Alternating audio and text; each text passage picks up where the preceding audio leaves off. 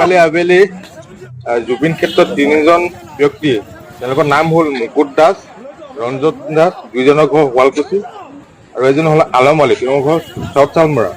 তেওঁলোকে মদ্যপান কৰি আহি জুবিন ক্ষেত্ৰত এটা অপ্ৰীতিকৰ সৃষ্টি কৰে, যাৰ ফলত তাত জুবিনৰ অনুৰাগীবিলাকে উত্তেজিত হয়। উত্তেজিত হোৱাত আমাৰ তাত কৰ্তব্যৰত অৱস্থাত থকা আৰক্ষীয়ে তেওঁলোকক বাধা প্ৰদানত তেওঁলোকক বচাই আনে। বচাই পেলাই যাওঁতে আমাৰ আৰক্ষীকে তেওঁলোকে অলপ মিছবিহেভ কৰে আৰু কিছু লোকক আঘাতপ্ৰাপ্ত কৰে আৰু দুগৰাকী আমাৰ লেডিজ পুলিচ আছিলে, তেওঁলোককো শাৰীৰিকভাৱে পদস্থ কৰে।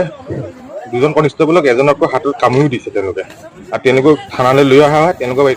তেওঁলোকৰ ওপৰত আইনী ব্যৱস্থা লোৱা হ'ব। কালিতো জানেই দেওবাৰ, গোটেই জাম লাগি আছে। তাৰপিছত তেখেতলোক আহিছে, পুৰা খাই বৈ আহিছে আৰু খাই বৈ আহি মানে মানুহবিলাককো বেয়া ব্যৱহাৰ, তাৰপিছত সেনেকে কৰি আমি আৰু গাড়ী চাড়ী ৰখাই দিছে, দেৰি উৎপাত। তাৰপিছত আমি ক'লো আৰু এইবোৰ কৰিব নালাগে, হেৰি কৰিছে, স্কুটি পেলাই দিছে গাড়ীৰ মাজত দি পিনে আৰু আমাকে আৰু যি টি ব্যৱহাৰ। ভণ্টিজনী গ'ল, তাইকো খেদি যায়, কাৰো কথা নুশুনে আৰু।